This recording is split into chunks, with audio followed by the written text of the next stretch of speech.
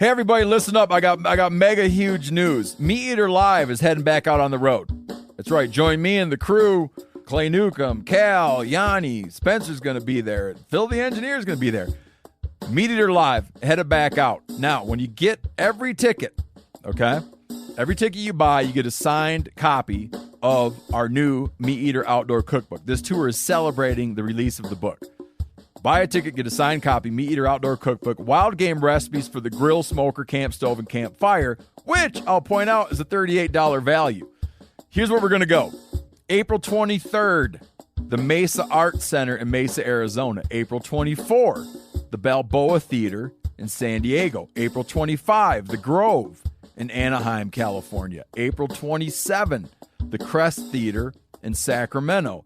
April 29, the Union in Salt Lake City. April 30, the Egyptian in Boise. May 1, the Wilma Theater in Missoula. May 2, the Bing Crosby Theater in Spokane, Washington.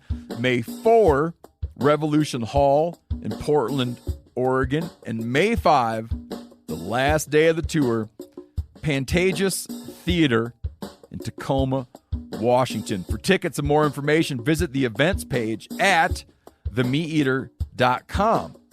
Hope to see you at the show. Hey, this is Tyler. And this is KC. And you're listening to The Element Podcast.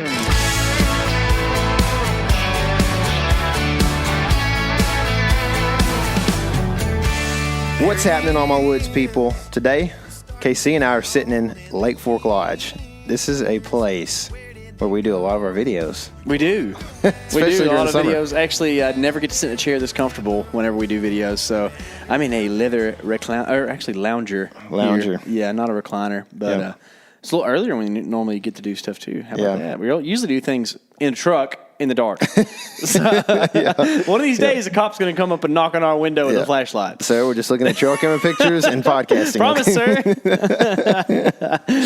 Yeah. So you did a little fishing this afternoon. Very little. Yeah, but it was good.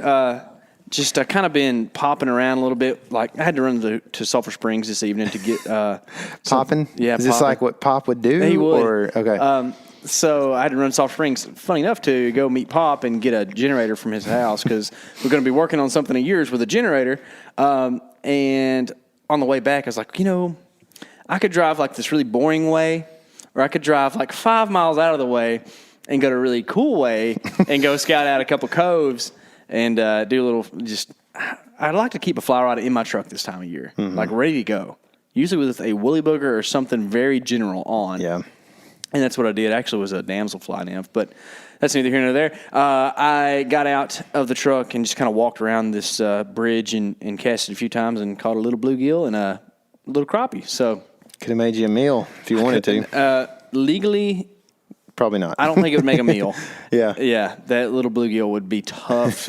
I mean, it would be oh so tough to live off of that little bluegill. Dude, the damselfly nymph is a good size for like catching some stuff. You know what I mean? It is, man. I think people underestimate how big of a fly you can use for a lot of warm water species. Like they don't eat a lot of mayfly nymphs. They eat a lot of damselfly, dragonfly, big stuff down in there. So yeah, the brim, they like if you had like a decent sized woolly bugger, you might not be able to hook them every time, because they wouldn't get the point in their mouth sometimes. But if you were throwing a pheasant tail, then you might be having trouble getting seen, especially in muddy water. For sure. I like a size 10. Yeah. It's a good size. It is a good size, size 10, yeah. Yep, I like 10s and 12s. 10s and 12s are good. It's hard to find a size 12 woolly bugger sometimes. Yeah, no, I guess I was talking about hoppers more than anything. Oh, yeah? Yeah, size 12 hopper is pretty money on some bluegill. Yeah, go straight up. Man, that makes me excited. I know, it's almost time. I was thinking about this the other day because we did our trot line stuff, and we haven't released this video. There's some golden footage from this video. But we caught a ton of brim bluegill on fly rods last year, and that was June, I think. I think we wanted to do the trot line stuff this month, and we ended up a little bit behind, and I think it was June, early June maybe. So, and the bluegill were on fire. You know what I mean? So I'm thinking like it's going to happen in the next 2 or 3 weeks. We should maybe since we're not so rushed right now, somewhat. it'd be nice to be able to set us up a live well and a 55-gallon bucket and go kind of accumulate some brim, not have such a rush to do it. Mm-hmm. And then what's nice about doing that is that you can have 2 buckets. You get, bigger in your palm goes over here, smaller in your palm goes over here. You know, I don't like to use a big old giant bluegill for a trot line. You know, like a good, I don't know, coffee mug top size bluegill. You know what I'm saying? Yeah, like a third pound. Yeah, I don't know. Yeah. I don't know. I've never weighed a good bluegill. Okay, in my life, so I have. I actually had the. Well, I don't Mr. know Lake record. I had the over lake here. record here. Yeah. It's. I don't know. It's just one of the things I think's cool. Yeah. But about I think it's going to be around a 9-inch bluegill is about a half pound. Mm. So, Theodore knows. Mm-hmm. So that gives you maybe Rusty. an idea. That's a good one. Like Dude, when you pull like that it. up. Like some people don't. This is way deep dive into something weird, but some people don't realize like how big and gnarly some bluegill can get. Because when I think of a bluegill, I don't think of something that's like kind of silvery green with a little blue gill cover. I'm talking about something that's got a like baby blue chest, gray a bronze head. stomach, gray head, black dome. Like we're talking about something that, I mean, I don't know how to describe it, but they don't look like you would call them a bluegill. They look like you call them a big rusty face or something, like BRFs, that's baby. right. That's what I like, man. That's right. That's one of my favorite things to do, man. I used to, right here on the shores here at the lodge, be able to catch them pretty good, man. Like about this time of year, you just fish up and down the wall, and I fished with hare's ears or whatever size, 12 hare's ear, 14. And you just let it sink, man. And as soon as you start stripping, it's like, and you just set the hook, and you eventually will work into like one of them beds that's just like half pounders for, probably you could catch like a dozen or 15 half pounders off that bed, Mm-hmm. It's good stuff, man. You said we may have some time to do that, and I hope we do. I've suddenly gotten extremely busy.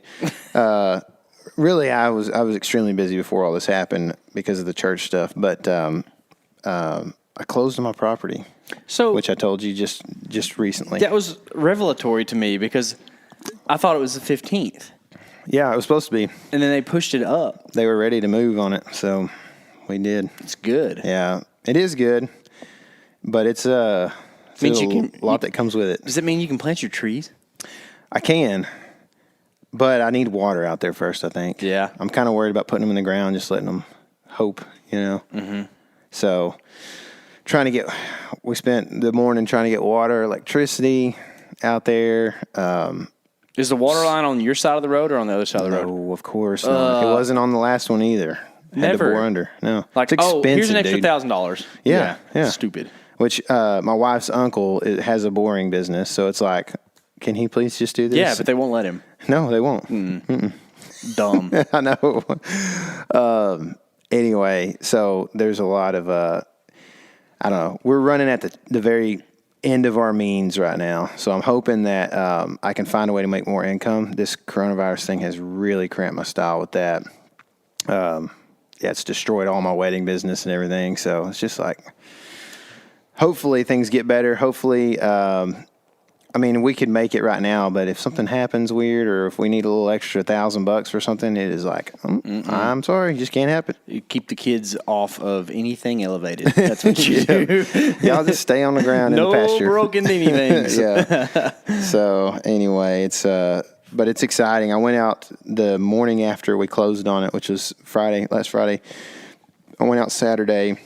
The Saturday day was in the 40s that morning. Oh, yes. That's weird. Dude, weird but awesome. Yeah, sure. Dude, I was freezing my tail off out there, man. I was like, I'll warm up whenever I start walking because what I was doing was I was spraying some Glyph, and I was going to, basically spray to make plot screening stuff.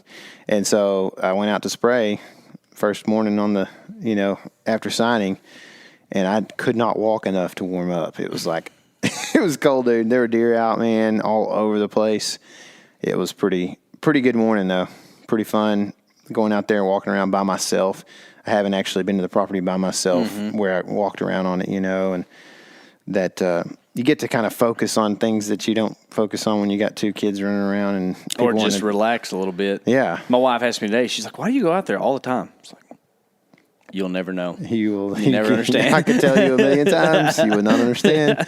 Yeah, that's basically what it was, man. Just relax. I sprayed, thought, planned, everything. So pretty exciting, but at the same time, like, I'm a little bit worried. I'm hoping that things go smoothly. So I may not actually hunt this year anywhere with this property just because it's so expensive. May not actually hunt. I'm just going to take that soundbite out and just put that. I may not actually hunt this year, and then we're just going to leave it at that. End of the podcast. That's the podcast. Yep.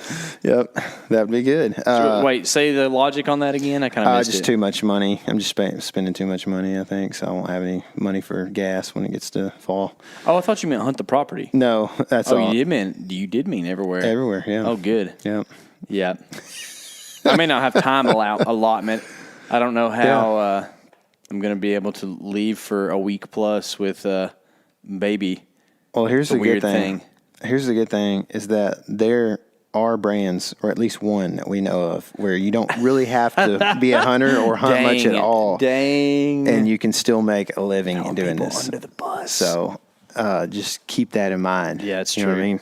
That is true. And as long as I get to go some, we'll be all right. Yeah, we'll be fine. We can talk about something. But what do you think about hunting your property? Are you going to try to hunt it hard? Are you going to, know, so like I didn't hunt mine real hard. I hunted over a decent amount, but I really hunted edges a lot, trying to figure out what deer did on the property. You going to try to do some of that? I'm not gonna be too passive hunting it necessarily. I'm gonna get cameras out soon. Yeah. Our friend Cody has told me that a lot of deer. There's some deer showing pretty good right now already. So probably get cameras out and just try to figure out what they're doing as soon as possible. The best of my ability. I'm gonna put a mock scrape out. I've got kind of a spot picked out for that. And we may have some help with some property consultation here in about a month that may, help us do some other things on the property. But for hunting purposes right now, I'm thinking probably going to hunt it. Depends on what shows up on trail camera, but like if there's what looks to be like a good buck on there, 3-4 year old buck, that's pretty regular, I'm going to probably get after him as much as possible. But, there's definitely, we've got other prospects. Hope yours is different than mine. So. And this is stuff that I'm going to have to address in the future and figure out how to change. But pretty much after Thanksgiving, it was tough. And that's a month and a half almost of hunting that's just not very good. But leading up to that, it was real good. I mean, it was promising. I hope you don't go through that same change that I do. Yeah, no, I hope not too. I'm going to try to put a lot of corn on the ground is what's going to happen. Yeah, people want to hate, but dude, that's what you got to do sometimes. There's a guy from Michigan right now cringing. But, you know what I mean? But like, I don't really, I don't know. There's a lot to be discussed when it comes to it, but I mean, I don't feel too bad about it. You're not going to try to put some soybeans out? I don't think so. Which I was going to talk to you about this. I don't know if this is a podcast conversation or not. I know nothing about it. So, but we talked about maybe. So I talked to one of our buddies and about sunflowers today. I'm trying to figure out a good screening option that's not going to break the bank, and he just doesn't think that we can get sunflowers really high enough to do a good justice to a screen. So if you were listening and you have an idea, if you've had some experience, especially if it's in Northeast Texas, let me know what you've been using to screen, because I'm really not worried too much about screening. I've got some elevation to help me back in kind of the hunting corner that I'm looking at, but I really think the deer would feel a lot better if I could have some screening up, and then there is a little bit of road frontage that I would like to screen too. So yeah. And I think that in the future, too, for you, just getting some clumps in the pasture is going to make a big difference, too, because just in my observation, deer like to be able to see somewhat. So whenever they're really closed in like, tight brush or even, a big forested area, they don't always like that as much. Sometimes they really like, just from my observation on my property, the areas that are kind of intermittent, like you might call it like feathered or whatever, right? And I think that, maybe you won't be able to establish like a switchgrass thicket just because of the way switchgrass works. But like if you can get 20 clumps out through there, in the next couple of years. I think that could help you out a bunch too, because I just feel like deer like to be they like that broken visual like that. Yeah, no, I agree 100%. That's kind of my goal. I talked to a biologist, actually not really from our area here, but a state biologist, and he was kind of saying the same thing. Like, I don't know, they have like a layman's term that they use, which is funny, but I can't remember exactly what it is. But essentially, it's like, if you can think of how far you can throw a softball, there needs to be another group of cover in that distance everywhere, on the property. So that's kind of what I'm thinking. Plum thickets are going to be high on my priority list to spread around a little bit. Switchgrass obviously would be good, but you've had trouble with that, so I'm not sure. I think, if you've had trouble, this boy is going to definitely have trouble. If we had a drill, things would be just a lot different, but none of us have one of I know a guy. Who? It's a walk behind. It's like $120 drill, he said. Really? Yeah. That he'll loan us for $0, or that we need to go buy one? Sounds like $0. Yeah. Things are going to change. Yep. That'd be cool. Yeah. Man. He's going to drill his sunflowers in with it. Really? Yep. Hot dog. I know.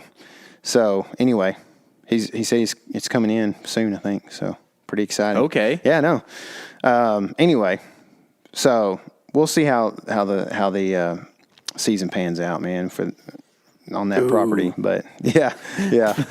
But we, outside of that property and your property, we mentioned that we probably aren't going to hunt this year, and that's kind of a joke because we already have some tags. We do. So one of the tags that we're pretty excited about is South Dakota. Mm-hmm. You and I put in for that a while back. We did, and we got those in the mail, I guess, last week or the week before. My weeks running together real hard right now. Me too. I don't know, but we finally got those in the mail. That'll be nice. We're going to probably have an opportunity to shoot maybe 2 species of deer while we're out there. Mm-hmm. So we'll see how that goes for us. Blacktails and whitetails, yeah, right? blacktails and whitetails, yeah. Boingy deer and runny deer. I'm pretty excited about that. I've always kind of wanted to go hunt a place kind of like this where you could just see forever and, have a chance to shoot whatever. Yeah. So that'll be kind of fun. Yeah, I'm pretty excited too. It's going to be a long haul up there. Yeah. That's one thing I'm not super excited about. I looked at that this morning. It's a long ways. Because I was thinking about my time crunch with having a baby and doing the thing that you hate to do and make it all in one big trip. And it's like 17 hours anyway you cut it. So it's going to be pretty tough to make that happen. Yeah. Which we've done that. What was our Arizona trip? It was like 15, I think. Mm-hmm. Yep. Pretty good haul. It was. But we got there with plenty of time to spare. So we could do 17, with no time to spare. That's right. Yeah. That's right. That was terrible. Mm-hmm. I think we left at 4 from Sulphur, maybe. Maybe earlier. I don't know. I documented it. It's on the video, black and white. I think. Yeah. Was that the video? That was it. Yeah. Back when black and white. SEO was like nothing. No, we didn't care. We didn't care if y'all found that video or not. We wanted nobody to find our videos back then. That's right. Yeah. Now it's like deer hunting is the name of our video. It's like we got babies now. You know what I mean? We got other people we got to care about. We can't just make films. Boy, we were young and dumb then. I'm just old and dumb now. That's right. Yeah, we've just gotten older. Yep, just tired on these trips. Can't make that much of a drive. Yeah, I'm excited about it, though. We've, I'm hoping to get one more tag that I draw this year. All of our Texas draws are in the late summer, so we're not so really hard to plan your season around. I know, man. It's lame. I mean, you ran into that last year. Yeah. You drew an Iowa tag and a Bad to the Bone Texas tag in the same year. I know. It's like, well, okay. I mean, I got to go on both of them. Yeah. You know what I mean? So, and it kind of, I don't know. It definitely could have messed with the Iowa tag some. Mm-hmm. You think about what if we could have pushed the Iowa hunt back to where it ended on November 2nd or 3rd or whatever, you know what I mean, as opposed to having it end on Halloween or whatever. It could have been a different story. Yeah. So, I don't know, man. But I do know that we're talking about traveling today. We're talking about traveling right now with South Dakota, and we're talking about traveling as our main subject today. We're dreaming a little bit. We are dreaming a little bit. We're dreaming past and future, right? Whoa. So I know That's some Inception type stuff right there for sure. we're gonna dream of things that happened in the past. Yeah. And have good dreams, I guess you'd say, and then we're gonna have bad dreams of the things we can't afford in the future. Yeah, Tyler and I were talking a little bit today, and it's nobody wants to talk about coronavirus anymore. Everybody's tired of it. Like, let's just get it over with. Fox News does, because I just saw guarantee them you on they do. Guarantee it. I'm tired of it. But it is something that's happening to us right now, right? So we were like, okay, well, what do we do that we can talk about that's fun, that has something to do with that, and not to make light of people who are dealing with tough situations, but a lot of us are sitting around trying to think about, like, what are we going to do when this is over and everybody's freed up and things are back to normal, right? Mm-hmm. And so we've got all kinds of crazy fun stuff that we would like to go relive or do again. Yeah, for sure. We both have several. What we kind of thought was here, we'd talk about some trips that we had done in the past that, or even some concepts. I guess you have more conceptual type stuff that is like, hey, this is a cool story, or this is something that I did that, hey, whenever the country kind of opens back up, you might want to go do. Mm-hmm. You know what I mean? And here's like the lowdown on it. And some of these might overlap with a podcast we've done before too, where we've talked about some trips and that kind of thing. But then we're going to talk about some of the things that we might do, or we want to do this summer, because we're just, like you said, we're sitting here inside. Right. And we're way cooler now, right? So we it doesn't matter if they overlap or not. Like, what we have to say now is so much better than it used to be. So. I would agree. He said, I don't know about that. Oh, never mind. So what's the first trip you remembered to put on your list? My first trip that I wanted to put on here, one of my most enjoyable trips that I've ever done is I went to Padre Island National Seashore. Y'all probably get tired of me talking about it unless you've been there. Like our buddy Keeney, you know that it's legit, right? If you know, you know. You know. Don't go there because it gets too crowded, so go somewhere else. But no, really, and go find some section of the Texas coast and enjoy it. But this trip specifically sticks out because it was in the summertime. It wasn't too hot yet. I caught my first saltwater fish on a fly on that trip. And what made the trip really special is that we didn't base camp as much. I think we even might have had a condo or something. I don't really remember back in Corpus. But we camped on the beach some. But I was mobile like almost every day. So you got to cruise the beach and let the beach tell you what was biting. Because what ends up happening is when you're on the beach and you base camp, which means like you just set up your camp and set up rods and stuff. When you do that for days straight, like you're trying to force the surf into doing what you want it to. And it'll do it a lot of times. That time of year you can make something happen, especially with the shark rods, because they kind of, anytime the water's like above like 76 or something like that, it's okay. But for the most part, like any of the stuff that's like closer inshore and any of this like smaller eating fish and stuff, like it's got to kind of be right. And funny enough, like 5 miles of beach can be so much different. Like if you cover 5 miles, that next 5 miles down might be completely different than where you just were because of cold water intrusions and different things like that versus like the type of shell on the bottom. Anyways, I really loved that trip specifically because I had my Jeep. There's no fear of getting stuck anywhere. It just glided up on top of the sand. And I had a platform on top of that thing. I had all my rods in there. I was single. It was before Cassie, but I didn't have another girlfriend or anything. I just didn't have much to worry about. Golly. I just drove up and down the beach and caught fish, man. It's bad to the bone. I went through to the bayside and I was actually going back to throw seine some mullet and looked up and there was like 200 tails out in this flat. Oh. And I was like, oh my gosh, what are those? And I didn't have any binoculars to look, so I was like, well, I got my fly rod. It was a White River $89 8-weight. You remember that one? I think I just bought one. Did you?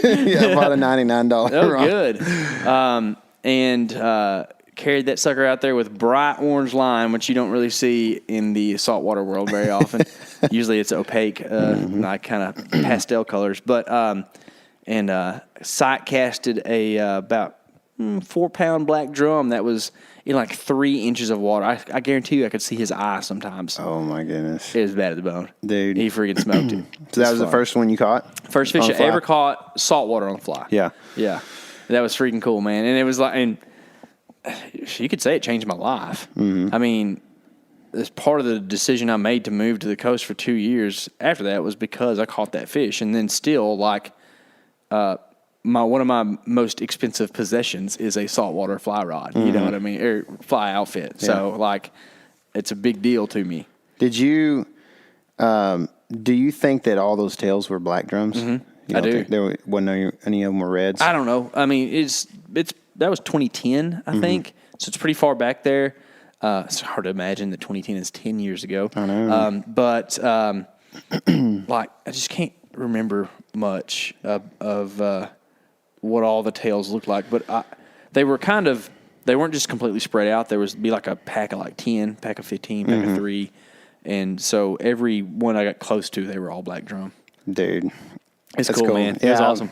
That's like the dream. And so, like, when I think about, I don't know, I think I've talked about this, but one of, like, just when you think about Texas, and when there's a publication here called Texas Fish and Game, and been around for forever, and I've read through a million of them, and there's always something about Laguna Madre or something, Lower Laguna Madre, whatever, in there. And it's always just been this like mystical place in my mind where the sun is setting and there's cactus and there's dunes and, live oaks and seashore pretty close by, and like, it's something that is just, it's weird because it almost seems far away. It's pretty far away. It is pretty good distance. It takes like, if you want to get to South Padre from here, I think it's 12 hours. I don't know. Let me look that up. You keep talking. Yeah. So when I think about it, though, like far away, not necessarily in distance, but that as well, but like more like just far away as in something that is not super achievable for a guy because there is that investment a little bit. There is like the investment of gear and like you found out I have no idea with like rigs and all that, So like you've been able to learn that from your dad, and everybody got to listen to that podcast recently, and that was probably the all-time favorite of anybody's. We've had a lot of people say that they loved that interview or that podcast. So 9.5 hours, but I guarantee you it's going to take you 11 just because you know how it is, especially because this is probably a family-esque trip, like you're probably not going to do it by yourself. Anytime you throw small bladders or even for Tyler, on a trip, there's going to be some small bladder. Some stops. But I guarantee it'd take you 11 to get there. So so what time of year was that? Was it, you said it was early summer? I think it was June. Yeah. Which is a good time to go, man, because when it's cooking, you can still find some really cool stuff. And if you like clear water, late summer is the time to go. And there's still going to be some really good fishing to be done. But you got to make sure you pick it. Like, if you get that clear water, you got to pick a time when you have good tides. So, like, if you have a double tide day, usually that means those tides aren't very strong. So sometimes they hardly even move. And it just makes for slack, nasty water. And, like, we did one of those trips one time when it was 4 days of fishing, and we caught one big stingray, and that's it. That was tough. Yeah. That's the time that Brennan went and, like, his feet got so sunburned that the skin peeled off the top. And we had to go back and get a hotel. That's brutal, man. Yeah. I don't, like, when I think about fishing there in the summer, I think how hot it's probably going to be, and it kind of makes me it's not, the water's always there, and when you're on the beach, it's not as hot as, like, dude, the pavement up at the road before you get to the beach entrance is hot as crap. But on the water, it's just always just not that bad. And I don't know, maybe it's because you're also there, so it's not that bad. You know what I mean? Like 15 degrees and 20-mile-an-hour wind out of the north is pretty terrible whenever you're like, I don't know, nailing on boards, but whenever you're sitting in a tree stand in Kansas, it's a little more bearable. Yeah. You know what I mean? Yeah, it's true. Yeah. I don't know, man. Yeah. So, like, for me, the reason I talk about the heat there is because one thing I try to do during the summer is escape the heat. And it's just, it gets hot here in Texas. I have sweated it out for years and years and years in a helmet. How many Ds are in that? Sweated it out. That's actually a Mexican term, Spanish term. That's from the SPI, baby. Sweated it out. No, I've spent a lot of time in a helmet sweating it out in the summertime, and I'm like, man. After I got out of college, in college I read like a ton of. I would read books that were like, places you can go fishing or whatever in the Rockies and that kind of thing. And I would like go up to, and this is how cheap I was as a college student. I would go up to like Barnes and Noble and like read the fly fishing magazines and stuff while I was there, and then put them back on the shelf. I just had like this, I was dreaming, because I couldn't go do those things in college because I was constantly had a workout or a meeting or whatever. And so once I got out of college, it was like, all right, I'm going, And so pretty much, I started thinking about this when I was putting these notes together on this podcast. Like I'm well traveled for my age, and a guy from East Texas, I guess. Like there's a lot of people that I know that haven't done as many things as I have, but there are some people that I know that have done way more things than I've done. And so, like, I was thinking about this. I was talking about this to my wife and parents earlier. They were laughing at me. I was like, I really just go fly fishing every summer because I can get this like pretty cool experience for, a $40 license and gas money, pretty much. And so that's why I do it. It's because I'm cheap. And I'm like, another thing I didn't do well was make friends at SMU because I have no network. Like everybody I know is just poor. Yeah. And my dad was like, it's because you're from Emory.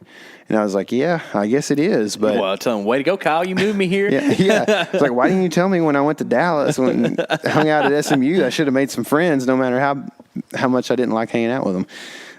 Anyway, so that's kind of like my disclaimer as to what I've got on my list here. Most of these have to do with trout fishing because that's what I like to do in the summer because I'm from Texas. And, going to the beach is not my favorite thing to do in the summer. So, So if you're going to escape the heat, where are you going? Well, okay, I'll do that then. I was going to actually talk about another place that was hot, but I probably, if I'm going to escape the heat, several times I've been to Rocky Mountain National Park. I know I talked about this several times on the podcast, but it's just one of my favorite places on the earth. And it's another place that you could go with a family, or you could go by yourself and really explore some stuff. And the best thing is there's some pretty remote stuff, and even some stuff that's like not super far back, but since it's so steep, you're not going to see hardly anybody. And you don't have to worry about like, well, if a grizzly attacks me, how do I get off this mountain? Because as far as we know, there ain't no grizzlies there. Supposedly. As far as we know. Yeah. Nobody has really any hard evidence. So, but yeah, I mean, it's a relatively docile place, I guess, in that regard. They tried to, this is an interesting story, and you might have some thoughts about this. They tried to reintroduce the greenback cutthroat trout to the park. That was kind of going to be their stronghold, that was part of its native range. And then, like in 2012, they found out that the greenbacks that they have been putting into these park lakes for like since like the 70s, I believe, were maybe not the most genetically pure greenbacks on earth. Tainted. Maybe slightly tainted, which we're talking like 99% pure, but then there was like this 99.9% pure or whatever that they found in this creek drainage. Like the Durango area down there? Yeah, I think so. Which is not where it's supposed to be, makes things real weird. Well, these apparently were there when settlers settled the area, so maybe it's not that one. So the most recent one, I think, was 2 years ago. Okay. They found the purest strain of greenback supposedly known to man in a drainage that went into the Animas. I think Bear Creek, of course. They're all called Bear Creek. Yeah. I don't know. But and those greenbacks were there because some bucket biologist back in like the 1890s grabbed them. Yeah, they grabbed them and took them on a train or something over there. They're like, these things bite good. Yeah. We need some food in this. So, and I think that might be not the only story like that, that native population gets replenished because somebody had taken them somewhere else. I mean, outside of the fish world, it's one of the success stories of like the aoudad, the black buck, the Axis, right? Maybe Axis. I don't know. What's the spiral horned antelope? Addicts. Oh, Addicts for Yeah. sure. Yeah, is that way. But anyway, I don't mean to derail no, that's your story. cool. No, but- I love stuff like that. Like, Yeah. I'm such a native fish junkie, man. I've done some ridiculous like research on just looking through like research, like studies, like study papers or whatever you want to call them. I don't know what they are, but like these are documents that are on the internet that nobody reads, you know, and I'm like trying to figure out where there's some like really pure strain of Colorado cutthroat or whatever, you know. Yeah. But anyway, so the funny thing is these are pure, very pure greenbacks, but maybe not the most pure out there now.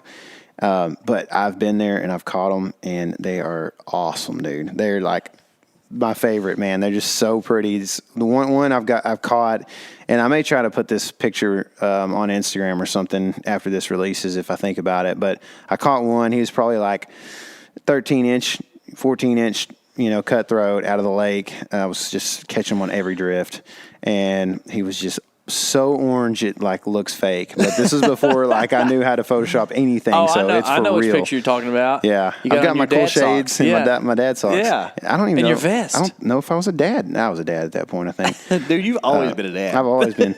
I just don't care about what people think about my socks. You know, I just try to wear them. I wear the high ones because if you walk in like ankle socks, you get gravel all up in your shoes and in your socks. So Yeah. Anyway, but so the Rocky Mountain National Park, it's a great place to go see huge velvet elk, bull elk, and a lot of people see moose. I've never seen a moose there. There's bighorn. We've seen bear. I've seen a blonde color-faced bear like 20 yards there. Walking down a trail, he just was there. It was crazy, man. Cool stuff that I've seen there over the years.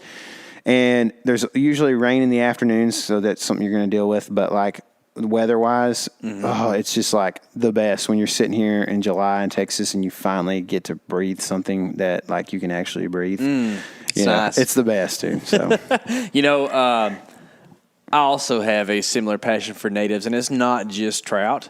I actually Indians. recently, I've been invigorated by like the idea of sunfish. Man, sunfish are cool. They're like they are. they get a decent amount of pub, but nothing like trout do for their colors. But dude, there is nothing more colorful than a long-eared sunfish male in the spawn. It's the best, dude. It is the best. Yeah. And a lot of these hill country streams are full of them.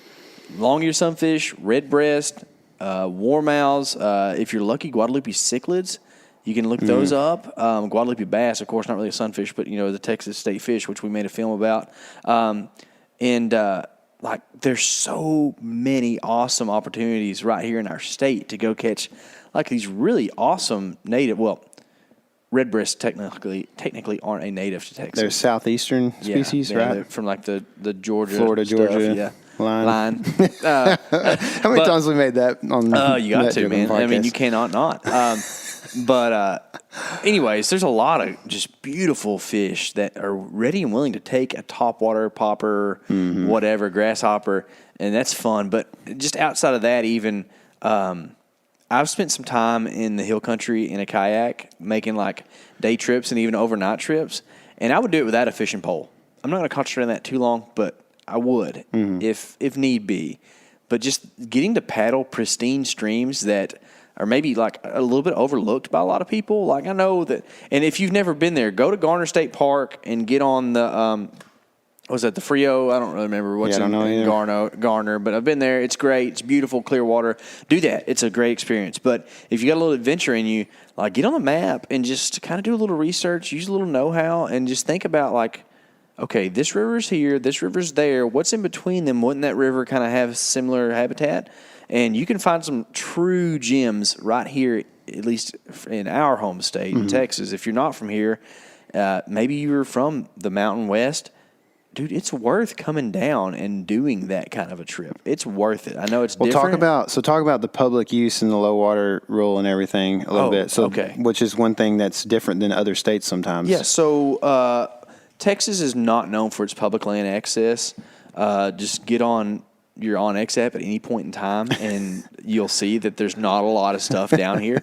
But what you can do is you can get on plat maps, specifically like OnX, and you can look at the river systems and see like these large areas of like, it's not even, I don't really want to call it riparian area, but like just land that encompasses the river that was sectioned off by the Spanish land grants way back in the day that make this part of the Texas public. Okay, so you can use that as a type of river access, which is really cool. And there's miles and miles of it. In some places, like it's rather large. And another cool thing about Onyx is they show a lot of the hand launch places for these places, and you can like kind of coordinate. Like, okay, that's like a so. For what it's worth, guys, like 9 miles on a river on decent flows is a pretty quick day. If you're wanting to fish and jack around 6 or 7 miles, is a good day paddle.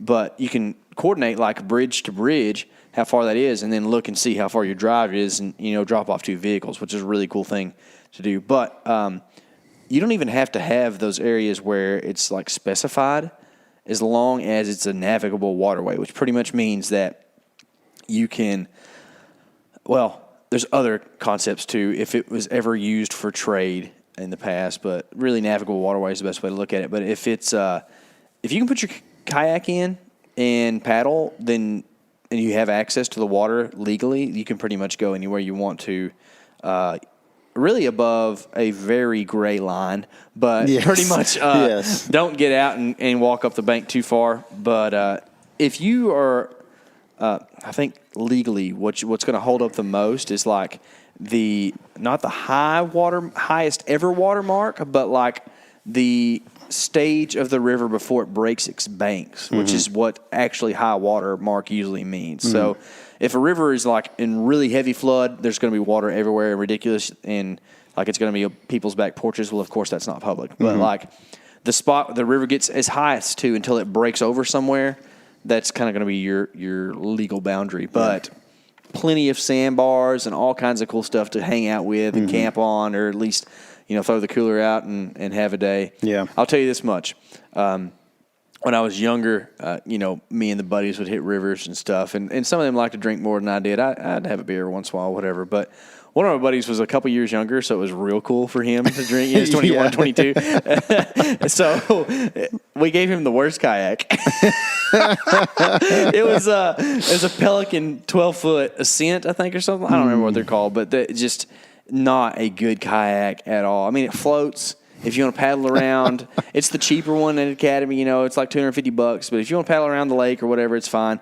But it doesn't track worth a hoot. So when you paddle, it wants to just zara spook its way down the river. And he wanted so bad to take this 45 quart cooler, one of the new hard ones or whatever, down the river. So he put that thing in the front of his kayak and paddled the whole way. Oh, dude. With that thing in there, he was fighting it. He was so mad whenever we got done. I don't know if he even opened the cooler either, man, because the flows were so bad that time. We were dragging a bunch, so he had to get out and drag a bunch of weight. And we left early because the river was just so low. So I guess kind of to wrap up that idea is, if you're going to do that, don't wait till August whenever we're in deep drought. Go when there's some flows. Or in fact, you can check some of the websites to see the CFS and like what it is normally, what it is that day, and that sort of stuff. I would definitely check, because Kaylee and I went on a spring break one time down to Junction, and we were gonna float. South Llano. Yeah, South Llano. We weren't gonna float. I think maybe we were. I can't remember. Anyway, it was blown out, dude, when we got there. So we ended up tracking back north, and we ended up hitting the Brazos. Yeah, fishing a little bit at the Brazos, caught a tiny little striper. Good, way to go. Got sunburned.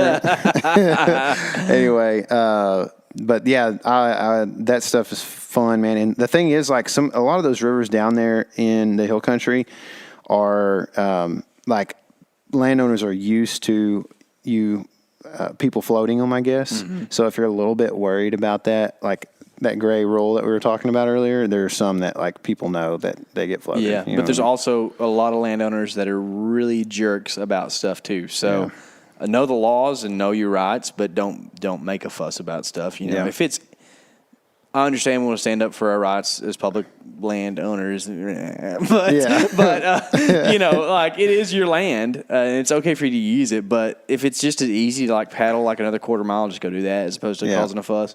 Yeah, it might save your life. Yeah, for real, because people in Texas will shoot you. They will shoot you. They love guns. Yeah. So I'm going to take us to the where the redbreasts come from, the Florida Georgia line area. Another thing we did, I guess this was when I was in college as well. Kaylee and I took off on a spring break, and so this isn't necessarily a summertime trip that I've done, but I think it would still be fun in the summer, and you might be able to attest to this some. But we ended up, Chris lived in Ohio, my buddy Chris, and it was about halfway for him to meet us in Smoky Mountain National Park. And so we were going to meet there. So we leave and we drive basically straight from where we're at to Atlanta. I guess that's down I-20. And we get to Atlanta and we went to the World Aquarium there in Atlanta. And I probably have talked about this before on the podcast.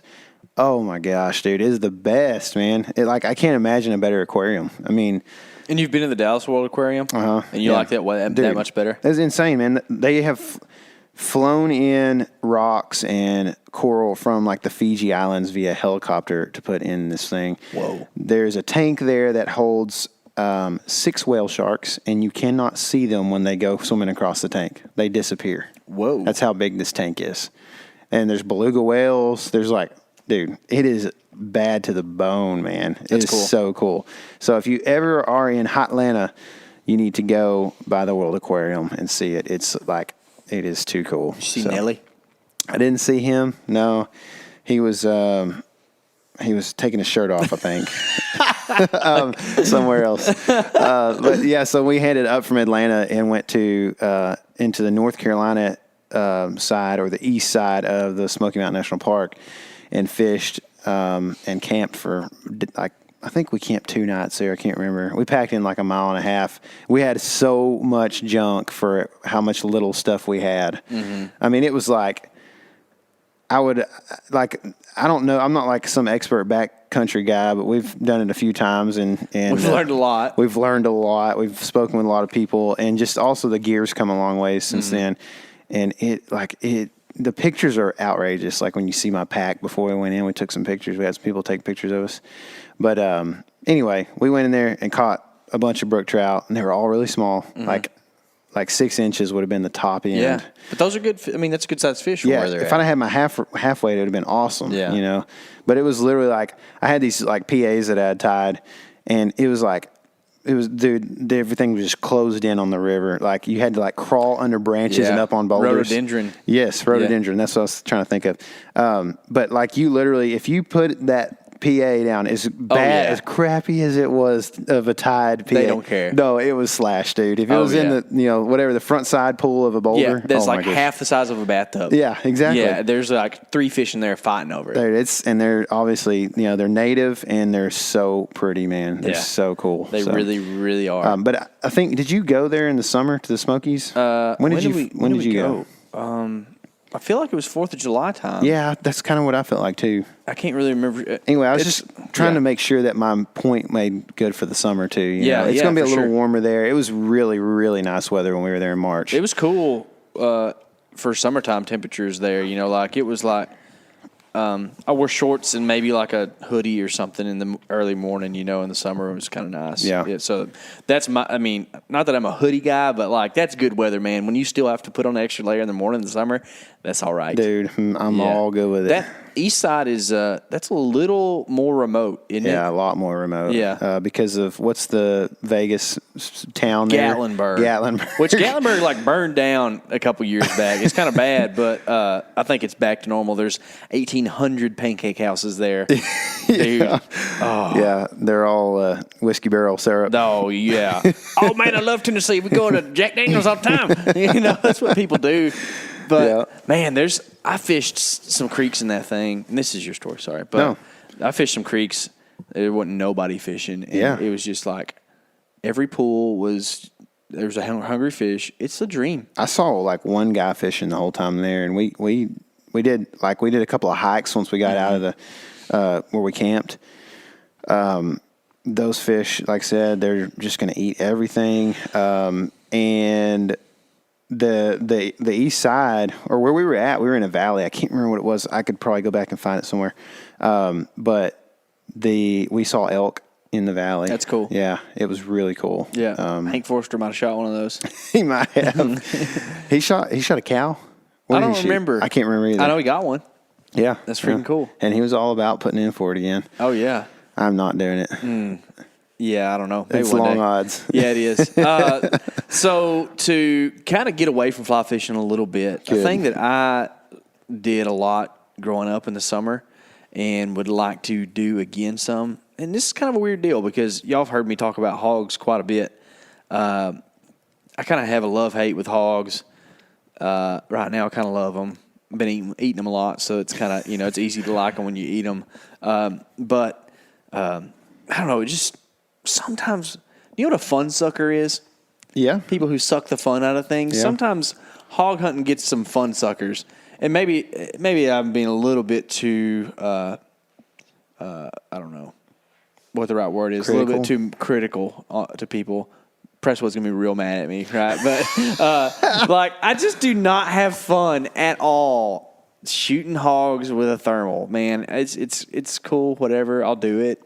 But I hate staying up late, for one thing. And for two, it's just like you just drive around and it's like a video game almost, And if you like to do it, it's fine. I'm not dogging you. But It's not your cup of tea. not my thing. What I like and was really, really awesome for a couple of years I got into this, I had buddies who owned a big dairy farm. This is creepy. What? What's about to happen? Oh, no, it's cool. I had buddies that owned a big dairy farm, and these pigs would come up, kind of knew which woods they lived in. They would come up out of the woods, and they would come up, and they'd either just be in the pastures or they would even come up to the cattle troughs and eat the old feed and stuff.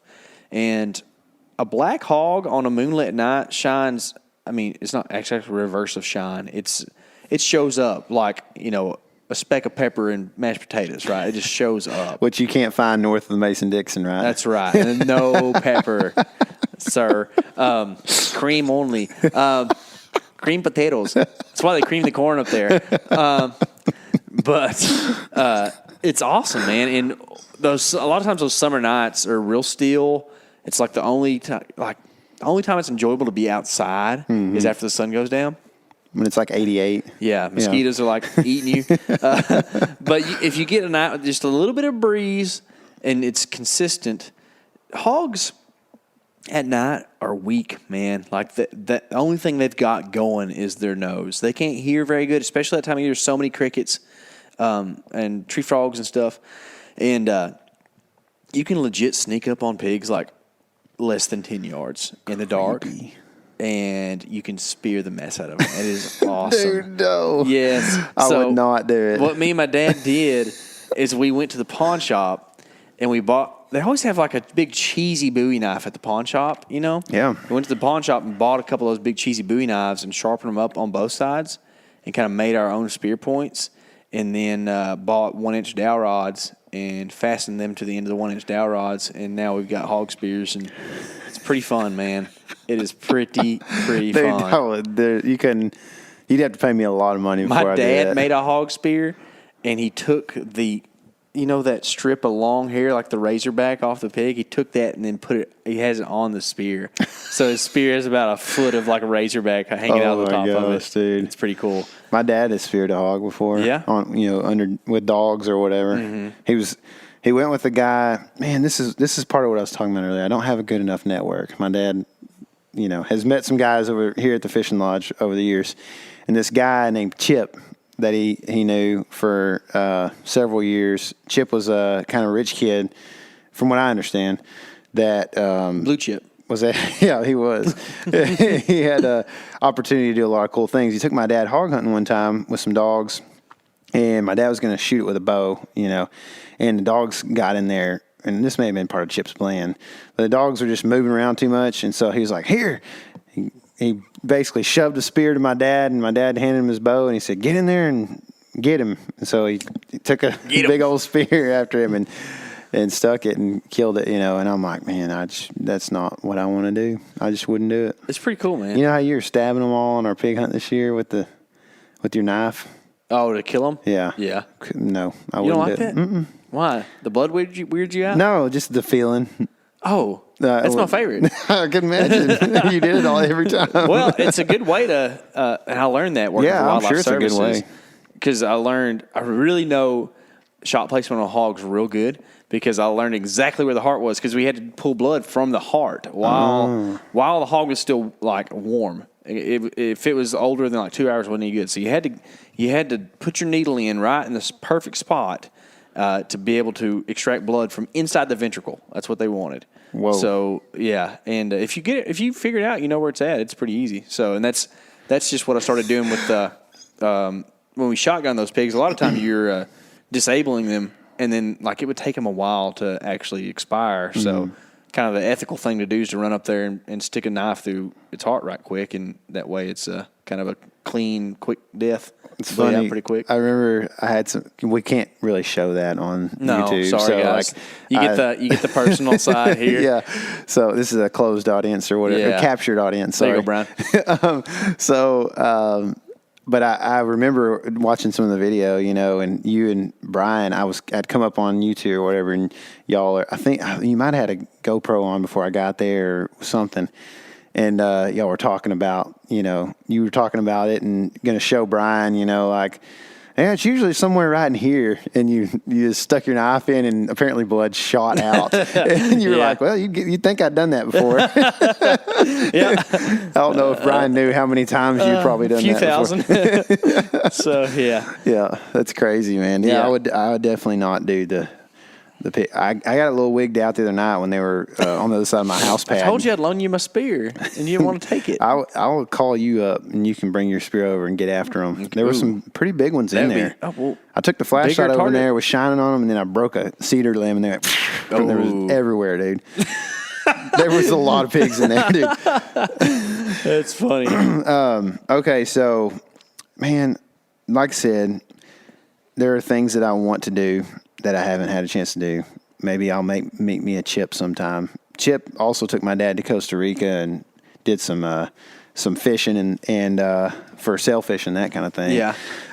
So, he's a good friend to have. But anyway, I'm going to go, most of mine are going to be fly fishing.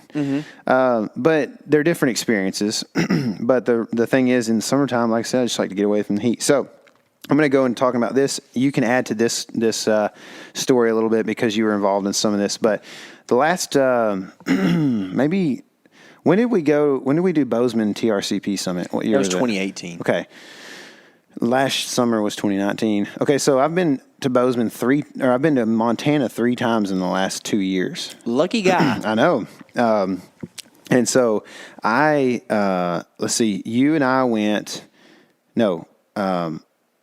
let's see, when did all this happen? Okay, so you and I went for the TRCP Summit. We were in Bozeman, yeah. Uh-huh. And then earlier that summer, I had done what we called the Epic Trip, which is 11 days.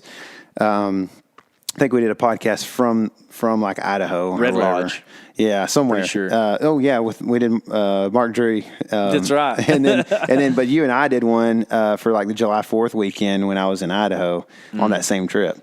And so, anyway, we got to do some Montana stuff earlier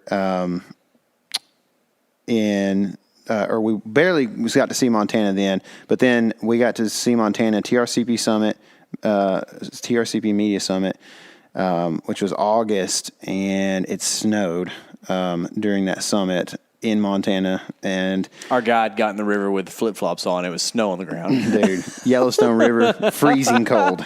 Yeah, so we fished the Yellowstone, we fished the Madison, and then last year I got to go to the Big Hole River and catch a grayling out of it, which is like, I talked about it before, but it was the last river in the lower 48 that has like endemic grayling in it that have been there. I forgot you did that. Yeah. So I haven't released that video yet. I still haven't had time to work on it. I need to finish up the rest of that. I forgot. You only have like 3 of the... The best fishing videos are yet to come. Really? Yeah, they're not that good Well, your or big anything. fish but came out. Well, that's true. I forgot about that. That was a good one. But anyway, yeah, grayling and then the cutthroat stuff from Idaho. I need to put those out at some point. But basically, I wanted to kind of say that Montana, a river valley in Montana in July or August, I feel like cannot be beat. Yeah, like, Western Montana probably would be. Yeah, yeah, yeah. So one of the like just you can read about them in any fly fishing dude's account from his it's the career or Mecca whatever. for sure. Yeah. It's the place like you want to like. There's a reason that sign in Ennis is so popular. Yeah. So anyway, but the reason is because I fished, you and I fished the Madison, I fished the Big Hole, and those were just 1 day trip each. And the 2 days I was there were some of the most picture perfect weather, just sunny, but like 73 degrees. Mm-hmm. The water is like quietly going down this like meadow stream, meadow section of the stream. And there's like, you can hear like fish rising.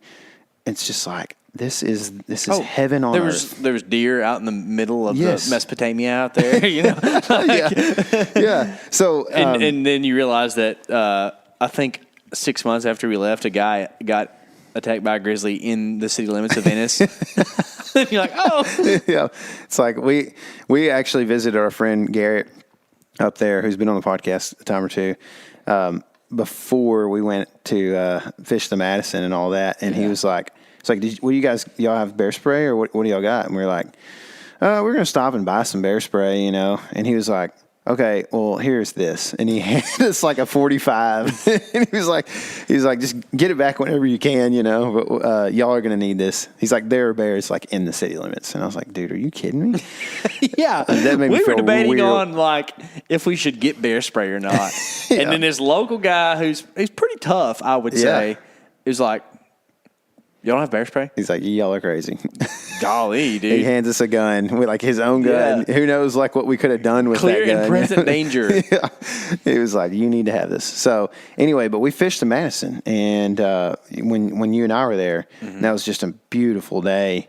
One way you were able to basically get us to the river was through Onyx, and we've talked about this, and Onyx is a big part of what we do, especially in the hunting world. But it came in really useful that day. Oh yeah, up there for sure because you're going to lose cell phone service. Mm-hmm. So saving maps offline was like imperative to be able to do what we did. Mm-hmm. And we fished a couple different public stretches. We actually found different boat launches on the Madison, the upper Madison, kind of above the lake.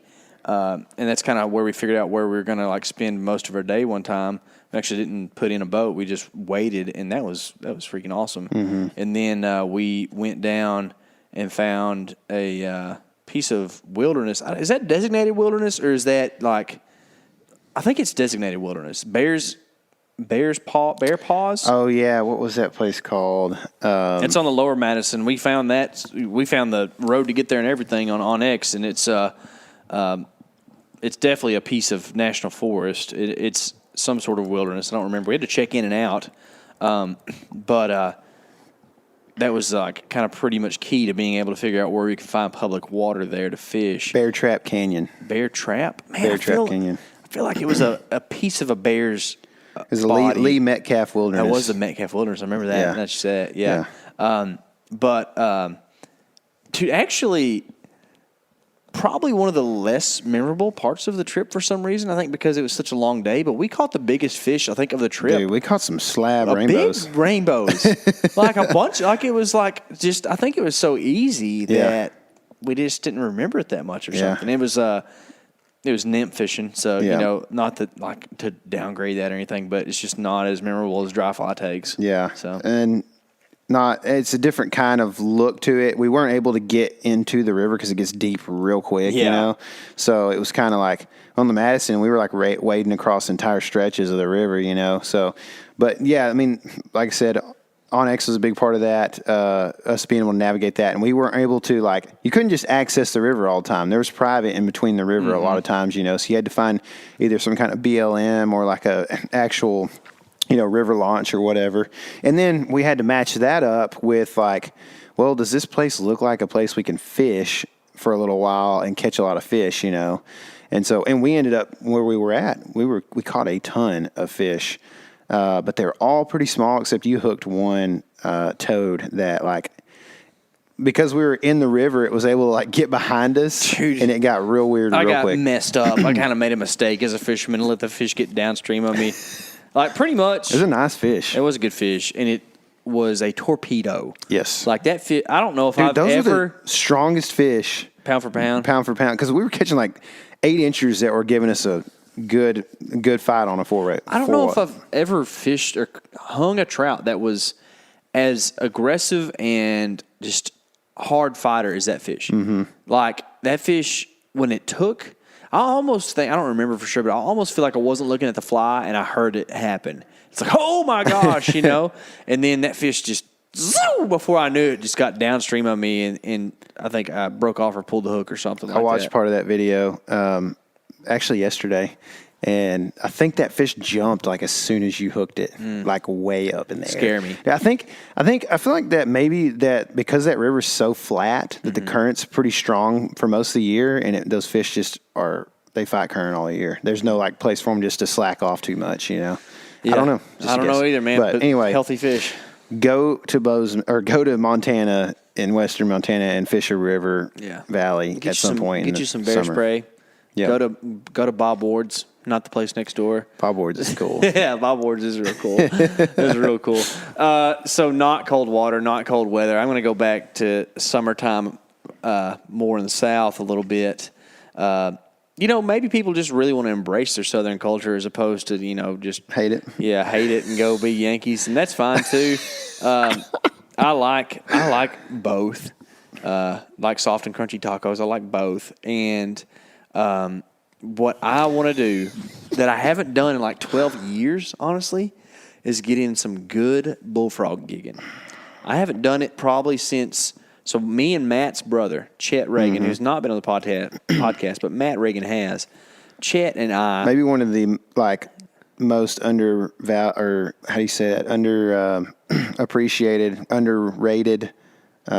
squirrel hunters of all time, probably. Huh? Chet? Yeah. Oh yeah, he's good.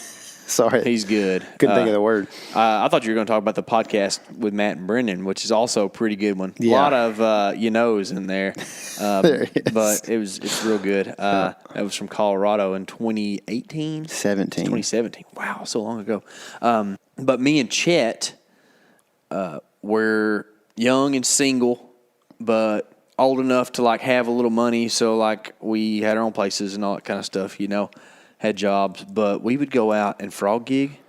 And dude, one night we came back with like 20-something frogs. And we were so what we did is we had like a tandem thing going on. There was a point in time when KC with a fiberglass arrow was something that you did not want to see if you were any type of critter. So Chad had a gig and I had a bow fishing rig, and if they were fairly close, he would gig them. If they were pretty far and hard to get to, I'd shoot them with the arrow.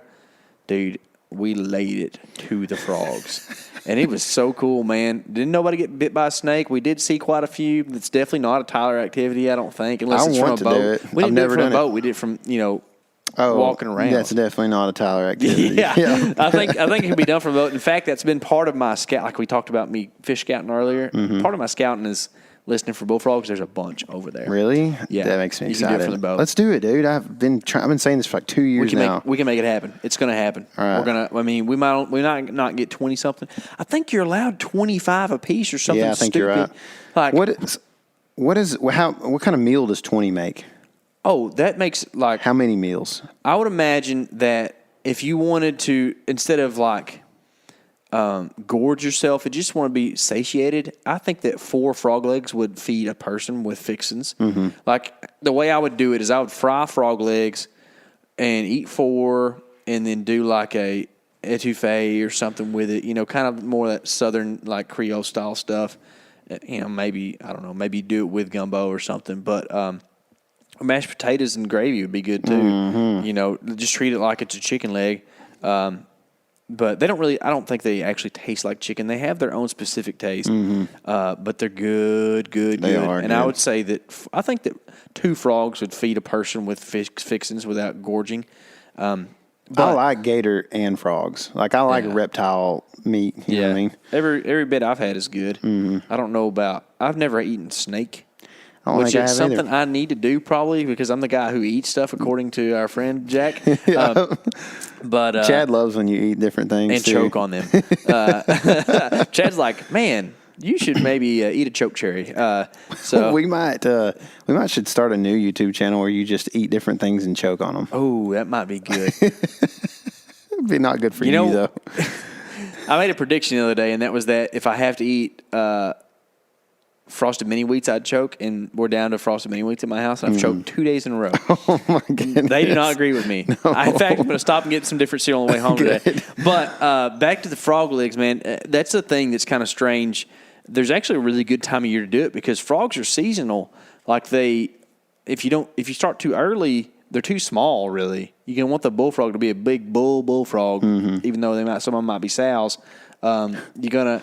You want a full-size frog because you don't want to, have to kill more than what you probably should, and B, to make a mess, and B, like you want them to actually have a chance to go through their population, their spawn, or whatever you call it, amphibian egg laying, and, propagate for the next year. But how do you clean them?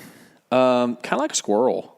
Yeah. Actually, if you take a frog and usually hopefully they're dead when you do this. Do you put them on ice, or do they die when they get gigged? A lot of times they die when they get gigged. I mean, take a frog, grab him by the back legs, and whack him on something, he'll die. Yeah.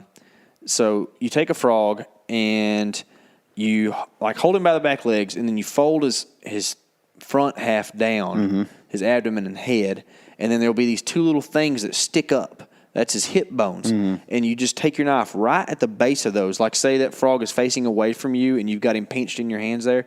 Those two little knobs are going to stick up right in your face right there. And you're going to take your knife and put it just inside of those, back on your side of those little hip bones, and cut down right there. And that'll give you the thighs and all of the frog. You just take skin and pliers after it, or? I just do it with fingers, I think. Really? It works pretty good, yeah. You cut the joints at the feet or whatever, too? I usually jerk it all the way off, and then if you want to be real cool, you can leave the feet on, but I usually cut, game shears or whatever, kind of at the back foot. I'll tell you what, a frog leg and a squirrel lower half, very similar looking, especially in the feet department, man. Yeah. They're real similar looking. It's kind of weird. I think I saw Phil Robertson cutting some up one time. He had a meat cleaver, and he was like if they were alive, because they catch them by hand a lot, he was like chop the head off, so it killed it real quick, and then he would chop the legs. And he was hitting them good. One of the things, meat cleavers are not my favorite. One of the things that's weird about frogs is it feels like there's a decent amount of waste with a frog. Yeah. But at the end of the day, it's a frog. Yeah. So they're pretty good eating. Yeah. I mean, I think if the limit's 25, probably a lot of them out there. Probably. Well, dude, that was the thing when my dad was a kid. We didn't talk about this in that podcast the other day, but frog gigging was a thing they did, and everybody got frogs. And pretty much growing up, like for me, we didn't have a lot of frogs until I got to be in my 20s. So I think that there's a lot of redneck conspiracy theories to why everything isn't how it used to be. Turkey, quail, frogs, all of it, and deer for a long time until they've come back. But I think that especially in the amphibian world, you have a lot of indicator species, and I would imagine that bullfrogs are somewhere around that range, to where like the pollutants, especially like DDT and heavy toxic chemicals, probably had a pretty big effect on them. In the 70s, 80s, 90s, and now hopefully they're kind of coming back around. Well, I'm gonna go do it sometime. Good. I've got the boat and everything now. I just need to put. We need to get that pole. We need to get that motor out. I know. I've got a motor that I bought for $100. Lucky dog. And it works. I don't know how well, or it worked. Do you have a gas tank for it? Got a gas tank for it. I bought gas line. It's ready to roll. It worked for a little bit. This is a story that I really don't have time to tell, and probably shouldn't because it sounds shady, but it's not. But I bought it all for one of them low water access kind of rules that we had going at one point. and I tried to use it one time basically, and the motor didn't work probably well enough for me to really get to where I needed to get, I guess. And I ended up hitting a log jam. So yeah. Anyway, so I've got like more than 5, but I think I'm going to take one of the ones that I wasn't originally going to talk about as my top 5 and talk about it because I don't want to talk about, you're making me feel bad about talking about fly fishing the whole time. Don't feel bad. That's one of my favorite things to do. I know. See, I've talked about 2 so far. 3, right? Yeah, 3. Is that it? Man, we've been talking, not that you're boring, but we've just been talking a lot. Yeah, I know. Man, there's just so many good ones. Man, I guess okay. I guess I'll add it. I'll throw it in there. Tell me 2 to your 2 good ones, and I won't do 5. I'll do 4. No, you do 5, and I'll just try to like smash a couple together here real quick. I've already done 4. Have you? Yeah. Was that your 4th one? Yeah, because I started. All right, so here we go. Here goes 4 and 5 for me, and then I'll have one at the end, I guess. I'll try to make these quicker. So Minneapolis, you and I went there. That's fun. That was fun. That was cool. We were able to take the bike system and use the city bike system, and it's like and the rail. Yeah, and the rail system, and it is like for real, dude. Like you can get anywhere. It's beautiful everywhere. Like there's like beautiful landscaping everywhere. Oh yeah. There's like great smallmouth creeks in the city, and like we caught so many species. We caught like 11 species of fish or something on that trip. We were catching bluegills, we were catching largemouth, smallmouth, creek chubs, which we had never caught, freshwater drum. Okay, you caught creek chubs like in a crowd, pretty much. Yeah. There was like nobody fishing, but there was this really nice stream kind of running through this park, and there are people everywhere. Yeah. This is like definitely not social distancing, okay? And it's pretty close to like a Yankee Dairy Queen. So like it's imagine Dairy Queen but without all the good stuff. It's like hot dogs and corny dogs and then like 7 choices of Veggie ice cream. burger. Yeah. But people are hammering it because it's hot. It's like 85 Minneapolis, you know. So there are people everywhere. And here Tyler's over here just ripping creek chubs, and I'm filming him. People are like, what are these guys doing? Dude, I'm like, you can only do like one false cast because a biker's going to come by at some point. It's like you got to whip a false cast back there real quick and hit it.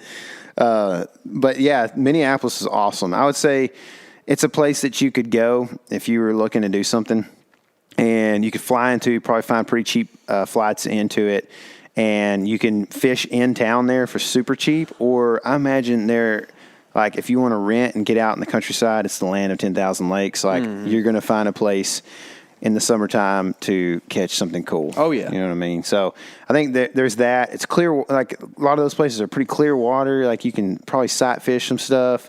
And it's going to be probably humid, but like less than like 90 degrees, so it's going to be pretty bearable. I've been there when it's real hot, but that's a heat wave. But Yeah. for the most part, if you go to Canada, it's going to be Canada, and Minnesota is Canada. Yeah. So I got family there. Spent a bunch of time out there, but yeah, freaking awesome. Awesome I was going to throw in one more. Yeah. Real quick, the Valley of It All, which is in New Mexico, was a really epic trip that I got to do with my buddy Anthony, who I did the Nebraska trip with this year.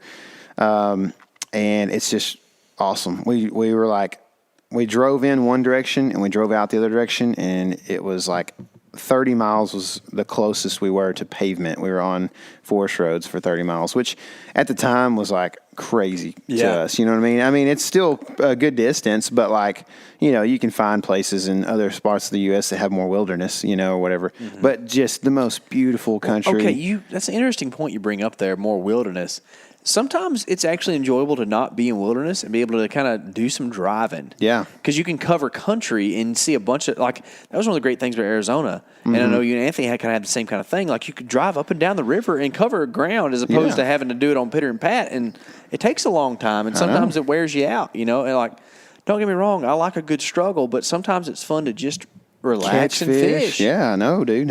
I feel the same way, man. And anyway, that's what we did, And honestly, like this was before we started using OnX and stuff. And I know they've been around since before this, but we didn't know anything about them at the time. And it would have been super helpful if we had been able to have an app like that where we could see what was public, because we pretty much had to stay on a certain stretch that we knew was public. But that land's beautiful. Yeah. Tons of elk, man. Tons of elk. I know. It was so cool in there. And just rain showers. I got some of the coolest footage ever from that. Just you were going to see a rainbow pretty much every day, if not two at the same time. The land of enchantment. Yeah. It's a cool spot, man.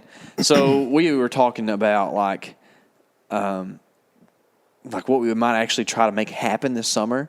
And I know for you, your options are a little bit different than mine. You know, we're going to have less than 1 year old this summer, so we aren't going to be able to do a whole lot, and especially. So you're skipping your fifth one here? No, I did my fifth one. You did? I thought. I don't know. Did I not? I thought you just said you did 4. Oh, did you do 5?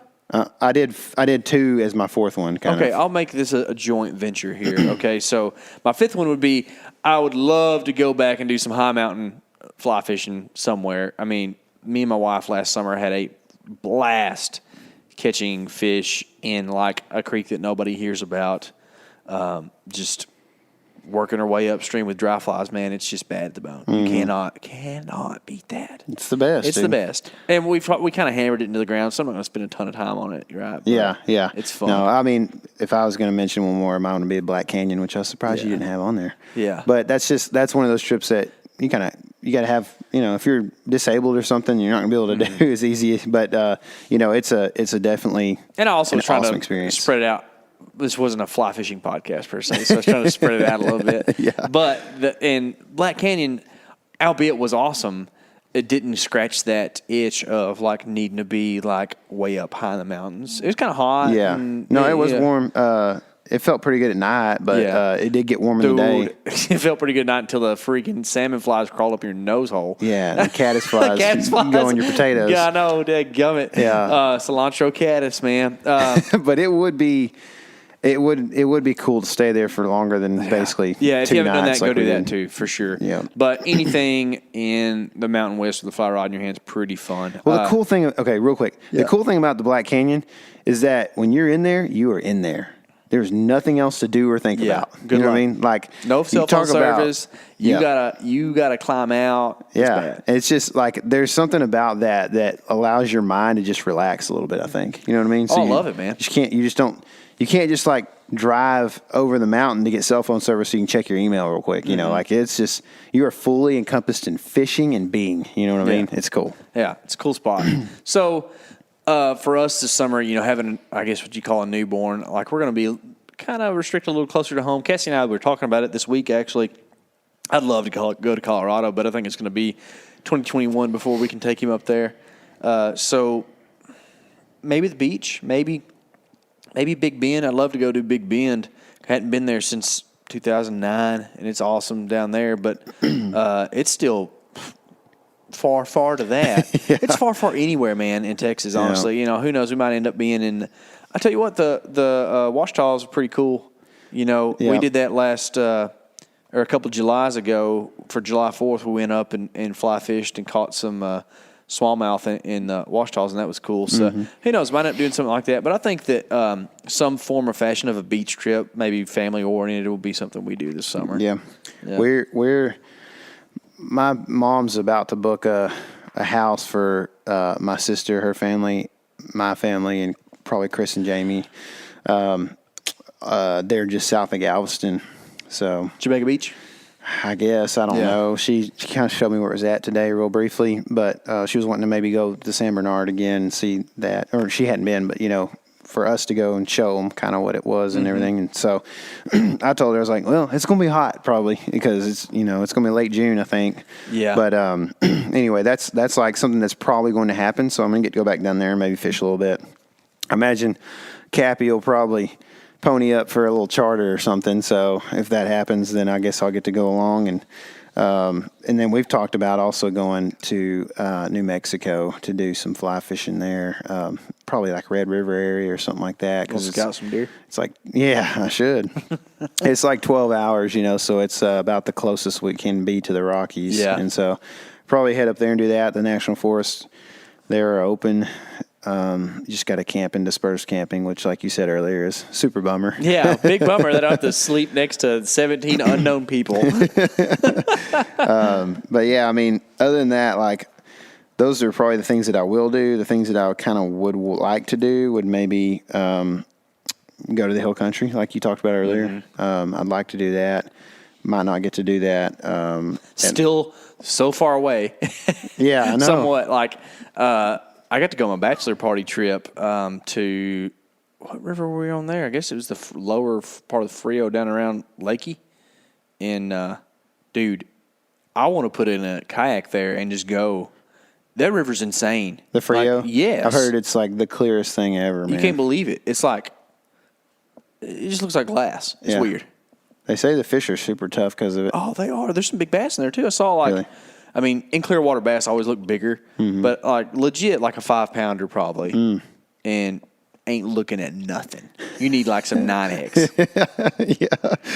Well, I don't know. I definitely would like to go down there. I don't know if that's going to happen because, like you said, I mean, just to get to Austin's 5 hours, you know, it's like, goodness, that's where it starts, you know? Yeah. So, I don't know. There's I also 3 Buc-ee's between here and you got there, and you got to stop there. you talking about adding an hour and a half. Every time, dead gum. Just difficult. Anytime we man. go on a youth trip, the kids always want to go to Buc-ee's. Like, no, we ain't doing that. It's like we're gonna go in there with 14 people and come out with 12 is what's That's gonna right. happen. And 5 pounds of fudge that nobody's going to eat. The kids, I know we're trying to wrap things up a little bit, but dude, the last time we went, I took the kids to the hill country, and we stopped at Buc-ee's. This one kid bought like $20-something worth of fudge. What are you going to do with that? You can't eat it. No, you can will eat throw 50 cents worth of fudge. Yes, you know, like, no. And It's this like- is a kid. Of course, his mom gave him like $25 for the trip, and he spent most of it on Fudge. Good deal, man. Good deal. Things just don't make the same amount of sense when you're that young, man. No. Yeah. You know, another thing I would like to do, it's almost guaranteed it's not going to happen, but if I do draw an elk tag this year, I'd like to go up there and scout and fish. That'd be cool. You know, but That's obtainable, man. It is, because there's reasons that we probably shouldn't talk about that's obtainable. But I don't know if I'll do it or not. It's one of them deals where the summer has really just been stretched thin with all the things that are going on in the economy and everything. And like, I'm sure I'm in the same boat as a lot of people, is that my income is not the same as it was, you know, last year in the summer. So. It makes it difficult, along with the fact that like there's travel restrictions and things going on. And if you go into the Metroplex, you're going to have to pee at a convenience store, but you're going to pee in the parking lot, not in the restroom. So, you know, things like that happen. But I don't know. I think, you know, for me, like I said in the beginning, I haven't done a whole lot of like things that maybe like people that have decent jobs do. As far as travel and experience and Fancy stuff. trips. Yeah, fancy trips. So like if I could do, you know, like if I could kind of dream. I mean, obviously I've talked about this. The sheep deal is pretty cool, but that's not even like normal guy stuff usually. But the like some kind of, you know, fishing trip. Like I say tropical fishing trip. But like for me, it would be like, and I've almost pulled the trigger on this before, but for several reasons at certain times. Hasn't come together for me, but I would love to go to Baja and catch rooster fish. That's up there, man. And then, you know, Florida's like sailfish capital, you know, of the world. And they have huge numbers of sailfish that migrate up and down Florida coast. And so, that's something that I would really like to do too. But, you know, like, you know, obviously like the inshore stuff's a little more achievable maybe. I mean, you could probably kind of find a vacation or an anniversary vacation with your wife where you could have a chance to catch some bonefish and stuff. That's the great you know? thing about the Gulf and even Mexico is like it's real easy to talk your wife or significant other into taking that trip because all girls like the beach, man. Oh, yeah. I mean, even in like Jamaica and some of those places, like I know people. Jamaica me crazy. They go to Jamaica all the time. They be Jamaican all kinds of trips over there. Which on Jamaican M trips have had. So anyway, often. but I wanted to, I guess, stay in wraps here. If you have an idea of a trip that, like a fishing trip like that I should go on, that's kind of like a normal guy trip, not a broke sucker trip. Send something to us on social media. I'd like to know like what else is out there. It's not something that I've done a whole lot of research about because I just don't have the money, you know. So I don't do the research for it really, and I just kind of plan for my deer tags every year. That's about it. Yeah, you know? I'm open to somebody talking me into going to the Northeast too. To tell you the truth of the matter, it might be a little cold, but Dude, I know the food's going to be good. And catching stripers is fun. If you take less than 3 ounces of black pepper on the plane with you, you can make the food even better. Even better. Chowder with powder. There you go. I think I would like to go up there too, man. I've really always wanted to catch to do the striper thing up there on the bay. Yeah, so. I would like to do that one day. So fun stuff, man. There's a lot of opportunities out there. Yeah. We just got to make it happen. I'll tell you what, we are at least 30 minutes more than I thought we would be on this. And that happens from time to time. It does. But it does. Good stuff. Fun to talk about.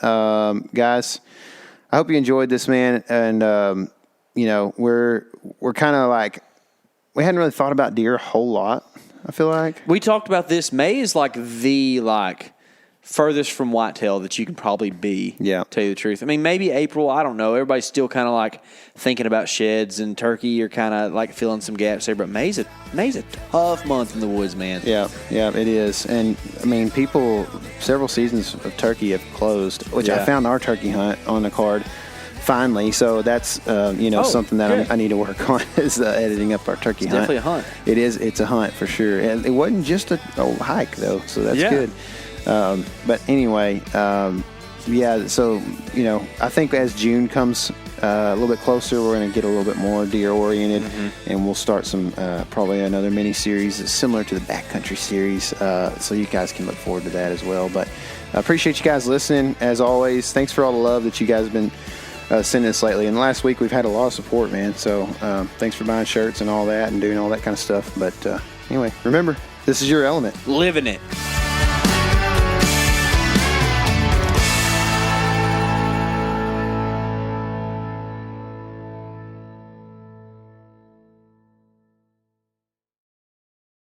Hey everybody, listen up. I got mega huge news. Meat Eater Live is heading back out on the road.